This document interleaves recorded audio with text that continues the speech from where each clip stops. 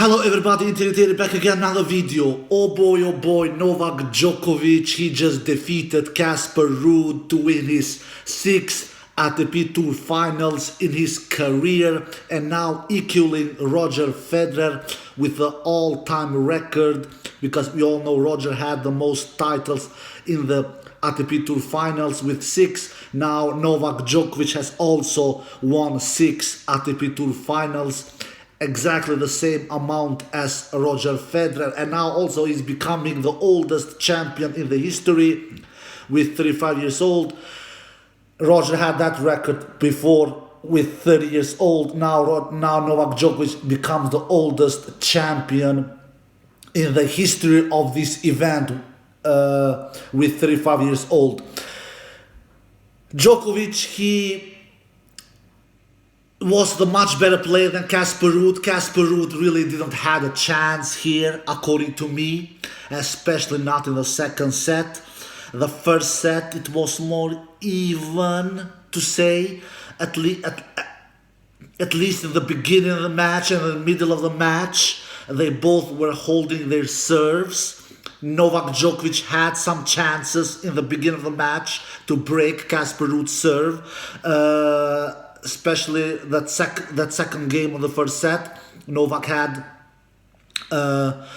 2 break push opportunities there. Casper Ruud saved them and saved those break push opportunities in the second game of the first set.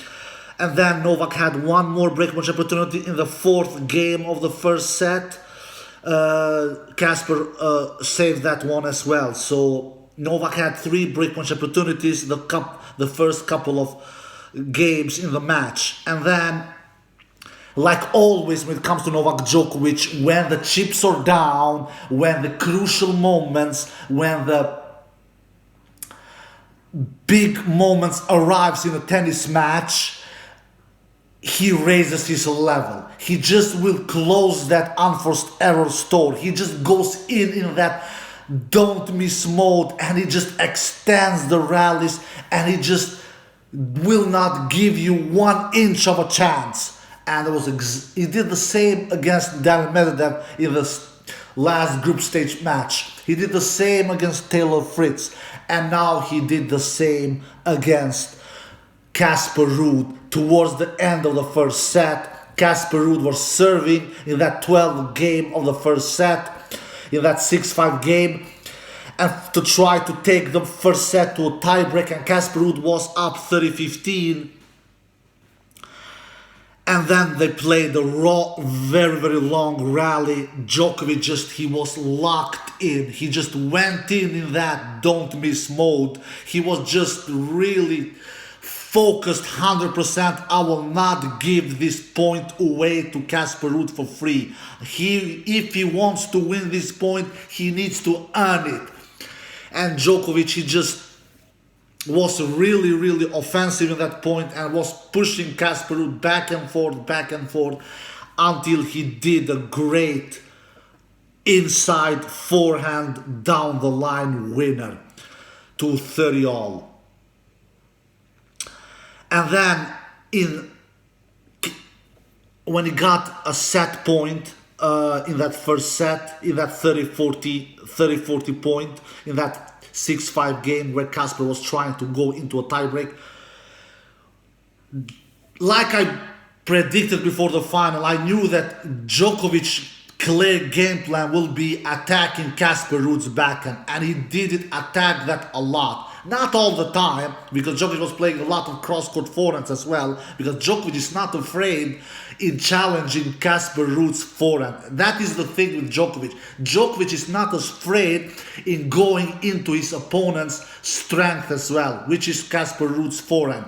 So Djokovic was also challenging Casper Ruud's forehand many times. He was going in long forehand cross-court exchanges. But majority of the shots, Djokovic was of course attacking Casper Ruud's weaker shot, which is his backhand, of course.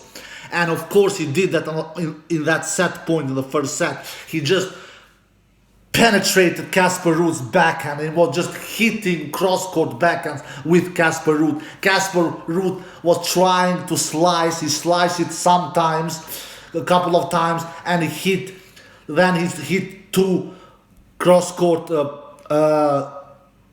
topspin backhand. The first one, he didn't do unforced error. The second cross-court topspin backhand he hit it long, and that was it. Novak Djokovic won the first set 7-5.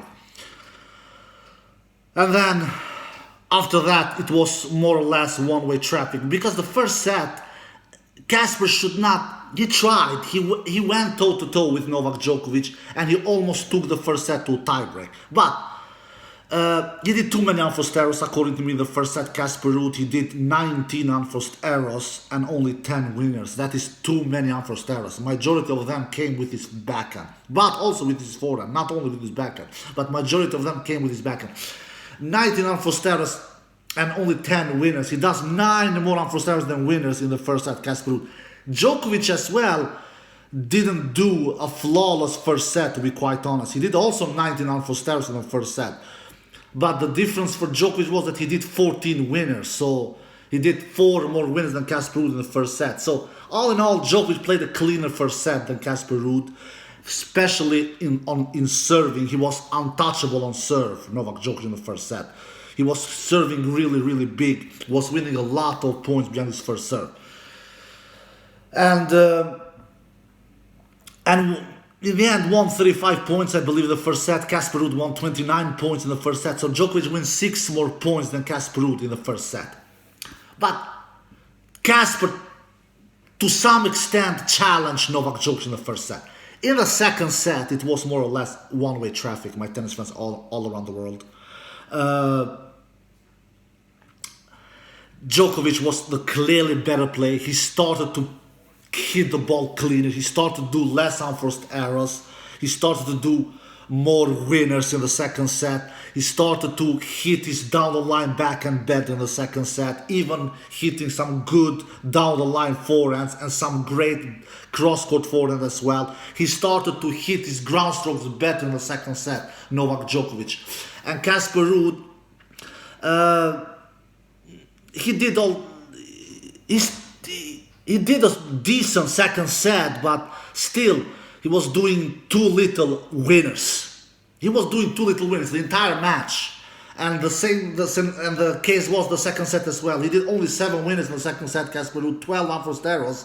That will not make the job done. Just one of the greatest tennis players, if not the greatest tennis player of all time, Novak Djokovic. You cannot do only 7 winners like Casper did in the second set, and 10 unforced errors.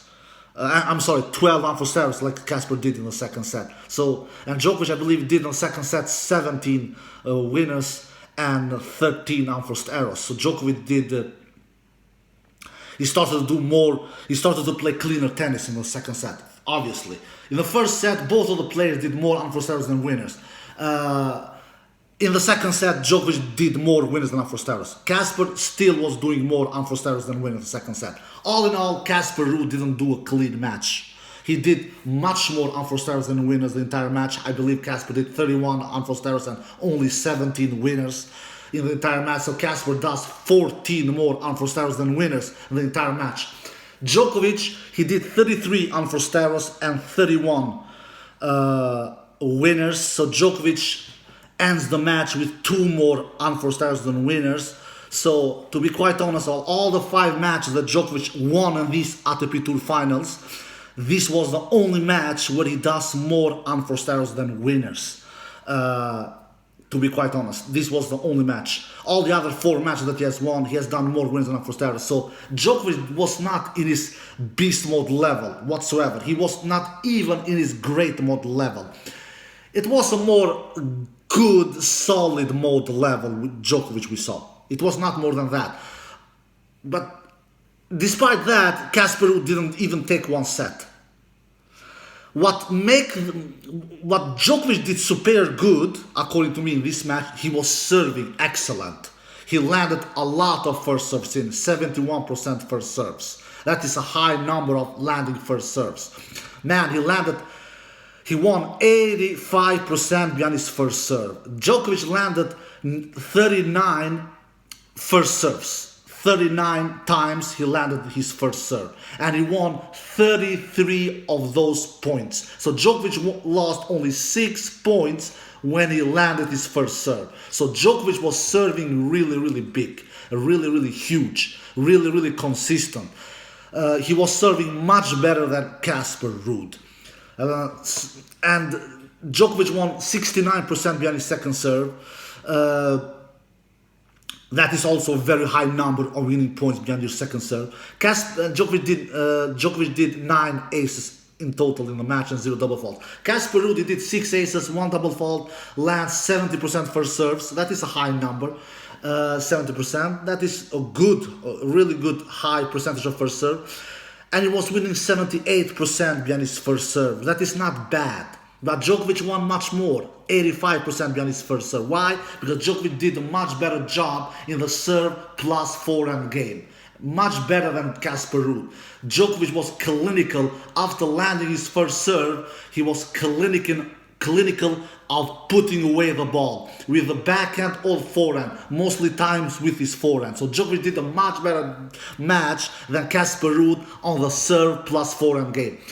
That's why Djokovic won 85% behind his first serve and Casper Ruud wins 78% behind his first serve. But the biggest difference here, like it is always when Djokovic plays tennis matches, more or less, Djokovic was crushing Casper Ruud's second serve. Casper won only 35% behind his second serve. That is a disaster. That is such a weak number. Casper Ruud won even lower points behind his second serve than Andrei Rublev, whom Djokovic more or less gave a beat down in the group stage. Andrei Rublev won 36% behind his second serve against Novak Djokovic. Casper Ruud was even worse than this. Casper Ruud won 35% behind his second serve. As low as Taylor Fritz. Taylor Fritz also won only 35% behind his second serve against Novak Djokovic. Casper Ruud and Taylor Fritz was the players who won the least percentage of points behind his second serve against Novak Djokovic. Both of them won 35% of the points behind his second serve.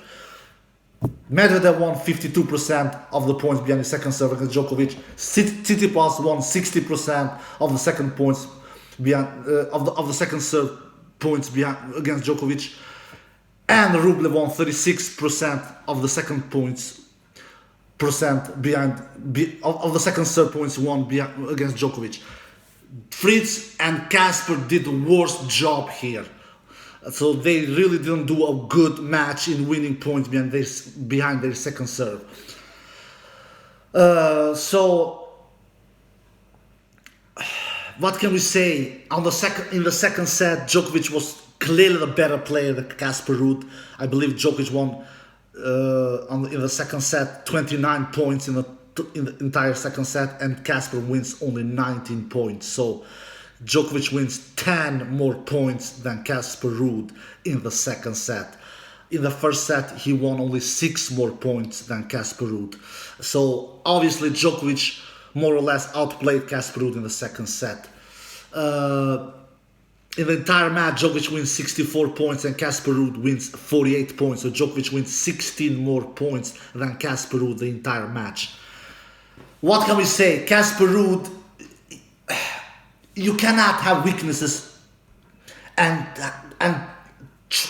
to have a chance as an all-court player, a complete player like Novak Djokovic. And Casper Ruud has weaknesses, especially his backhand. His backhand really doesn't. He can challenge other players with that backhand, but not with Djokovic. His backhand is just too loopy. Djokovic has all the time in the world to hit his great cross-court backhand or go around sometimes and hit his great inside forehands.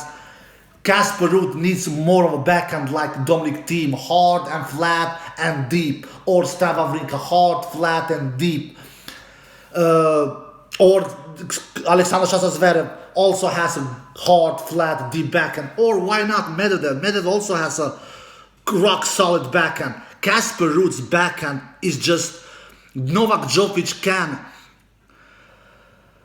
can attack that weak Casper Ruud backhand in his sleep, more or less. It is too loopy. He needs a backhand that goes more cross, more flat, more hard.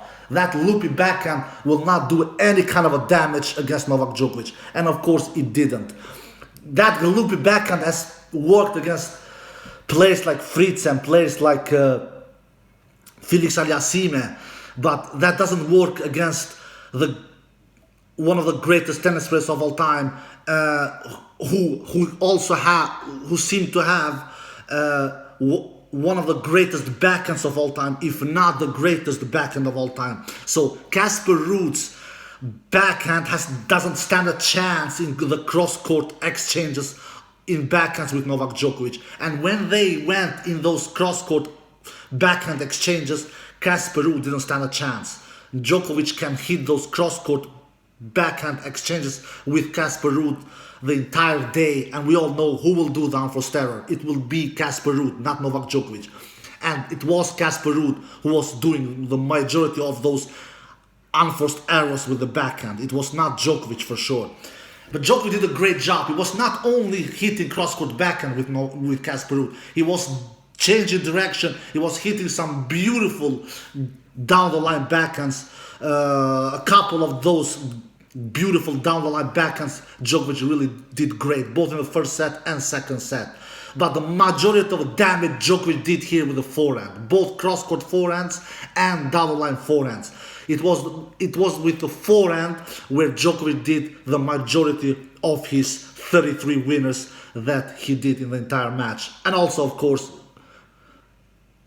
with 9 aces. 9 aces also are winners, of course. So it was with the forehand and with aces that Djokovic did his majority of his winners in this match, and a couple of down-the-line backhand winners he did also. But Casper Ruud, he needs, no wonder why Casper Ruud cannot challenge these GOATs, Nadal and Djokovic. Now Nadal has defeated Casper Ruud 2 times, and Casper has not taken one single set against Rafa Nadal in 2 meetings. Djokovic now leads Casper Ruud 4-love in the head-to-head, and is now 8-love in sets. So Casper Ruud has not taken one single set, neither against Nadal, neither against Djokovic. Why? Because he has limits in his game. He has weaknesses in his game. One of those weaknesses is his backhand. And another weakness that Casper Ruud has, I feel that he's little diminished. He doesn't have any variety in his game. He doesn't attack the net so much. I believe he attacked the net only 5 times in this match and won 2 of those net approaches. When you see that you don't have a chance on the baseline, which Casper didn't have in this match, he just couldn't challenge Novak Djokovic from the baseline, especially not in the second set. In the first set, he did it decent, but in the second set, majority of the long rallies that they played, which was not much, but sometimes they played long rallies, especially in Casper Ruud's serve. Casper was losing those long rallies. When you see that you're losing them, do something, for God's sakes. You must have a plan B. You cannot stand back from the baseline and going in long exchange with Novak Djokovic. You don't stand a chance. Nobody does, besides a peak Rafa Nadal who can challenge Novak Djokovic from the baseline. Nobody else has a chance, really. For sure, not Casper Ruud, not with that weak backhand. Another thing is, Casper Ruud doesn't have the greatest serve returns as well. He doesn't have, to win 69% behind your second serve like Djokovic did. You cannot be happy with that kind of stat. You can't. Djokovic wins so many points behind his second serve. Casper Ruud needs to do better returns. He needs to have better depth. He needs to hit those returns flatter. He hits his ground strokes are too loopy. It works against other players. Obviously, he has played 2 Grand Slam finals this year, one Miami Open final, so he has done deep runs in big tournaments. But when you go against the absolute best, like Djokovic, like Nadal, which he has done this year in big finals, Nadal in French Open, Djokovic now here in ATP Tour finals, And even against Alcaraz, where Casper Ruud also played a big final this year in US Open, where Casper lost in 4 sets.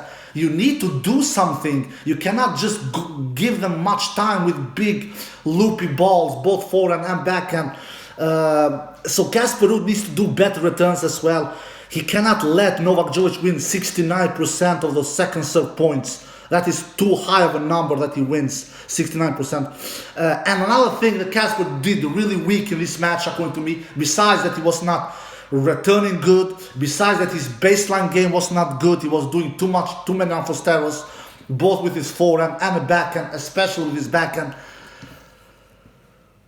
He was too passive, for God's sakes. He was letting Djokovic dictating the rallies. You cannot let Djokovic dictate the rallies. You need to stay closer to the baseline. You cannot do mistakes like Alexander Zverev, like Andy Murray, when they have done it time to time in their careers, when they are, and not to forget Daniel Medvedev. He also can be really passive time to time, which we saw in this tournament, where Daniel Medvedev was really passive against Rublev and against Tsitsipas. When Daniel Medvedev played closer to the baseline against Djokovic, he almost defeated Djokovic. Casper Ruud was too passive in this match, according to me, especially in Novak Djokovic service games. Novak Djokovic in his service games, he was untouchable, for God's sakes. Casper Ruud was not, didn't take Novak Djokovic to a 40 opportunity. He never went to juice in Novak Djokovic's service game. Djokovic was just untouchable in his service games. Yeah, Djokovic served big. He landed a very high percentage of first serves. I get it, but still, to not take the dude to even a juice situation. Djokovic was winning his service games 40-love, 40-15, and 40-30. All of his service games, 40-love, 40-15, or 40-30. Casper never challenged Novak Djokovic in his service games. With Djokovic for sure challenged Casper. He broke Casper's serve 2 times, one time in the first set, one time in the second set. In the second set, Djokovic broke Casper Ruud's serve in the 4th game of the second set, in that 2-1 game, where Novak did some great down the line backhands, I must say. I was dictating the rally. I was playing really offensive.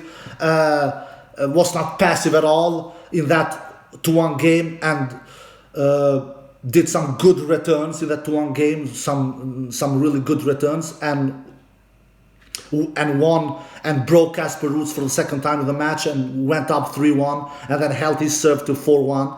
And really, after that, it was really never a match, besides when Djokovic was serving for the match in that 5-3 game, where he was a little nervous. But once again, Djokovic showed his clutchness in that 30-all point in that last game of the match. That was probably, I believe, the longest rally of the match. You can see that Djokovic just goes in that don't miss mode. You just can see that he just decides when the chips are down, when it is crucial moments, when the decisive moments comes, he just goes in that don't miss mode. He just refuses to miss. He will just play solid, rock solid tennis, and he showed that in that 30-all point in that last game of the match, where we had the longest rally in the match, and he just pushed Casper Ruud back and forth, forehands, backhands, you name it, until he won the point, and then he served out the match with a down the tee ace, and won the final 7-5, 6-3. Very, very deservedly champion, Novak Djokovic. What can we say? He won all the 5 matches. He dropped only 1 set, and that set was against Daniel Medvedev in the group stage match, the best match of the tournament by far, even though that match was a dead rubber match. But according to me, it was the best match in the tournament. This final was not very excited to watch. Casper Ruud really didn't challenge Novak Djokovic. He challenged him a little in the first set. He never challenged him in the second set, according to me.